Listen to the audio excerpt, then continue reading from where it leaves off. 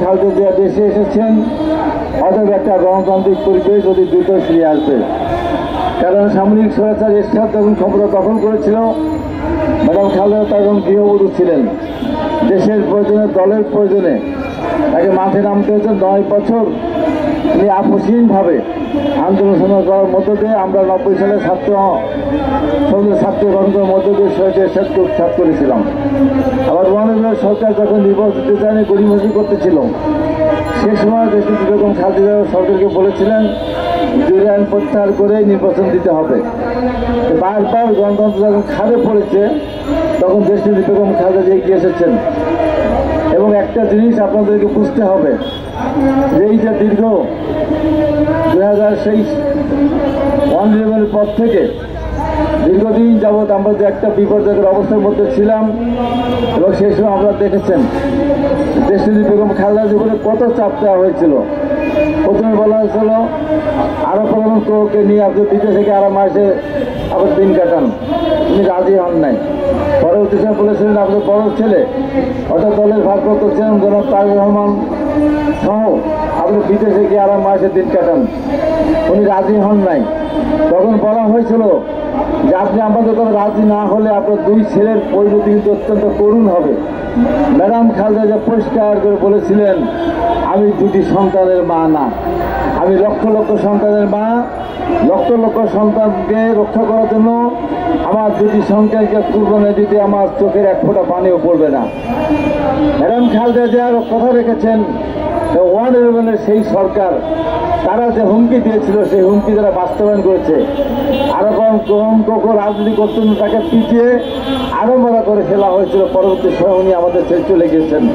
আমাদের নেতা জনাব তারেক রহমানকে নির্মম নির্যাতন করে সরকার উনি ছিলেন না, তার বিরুদ্ধে হাড় ভেঙে ফেলা দেওয়া হয়েছিল। তারপরে ম্যাডাম খালেদা জিয়া আত্মসমর্পণ করেনি। পরবর্তী সময় বলা হয়েছিল আপনাকে ক্ষমতা নিয়ে আসবো, তাতে উনি রাজি হন নাই। সেই দেশটি বেগম খালেদা জিয়া ফিরে এসেছেন। বাংলাদেশের মানুষ আশা পেতেছে, আশায় বুক পেতেছে অনতিবিলম্বে একটা নির্বাচন হবে।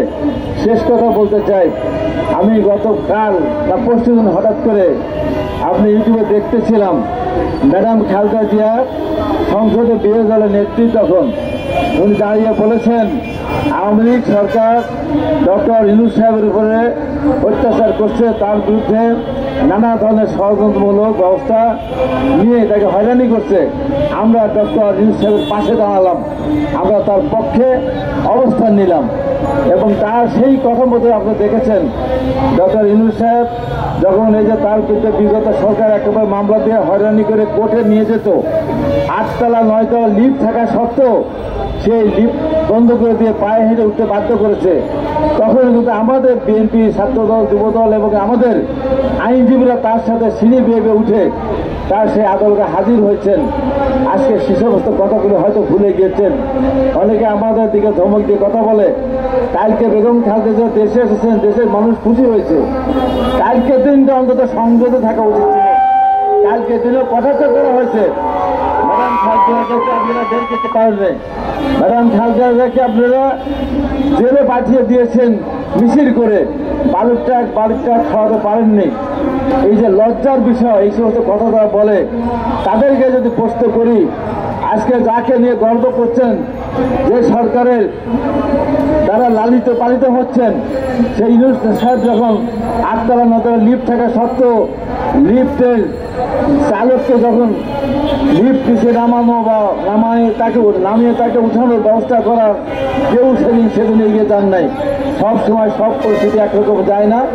সবশেষ যে কথাটা বলে বিএনপি আন্দোলন করেছে, রক্ত দিয়েছে, জীবন দিয়েছে, রিমান্ডে গেছে, বাড়ি হারিয়েছে, ঘর হারিয়েছে, পুকুরে মাছ ধরতে নিয়ে গেছে, সেই বিএনপি লিগে আপনারা কটাক্ষ যদি করেন, আমরা আপনাদের সাথে পরিচালনা করতে চাই না।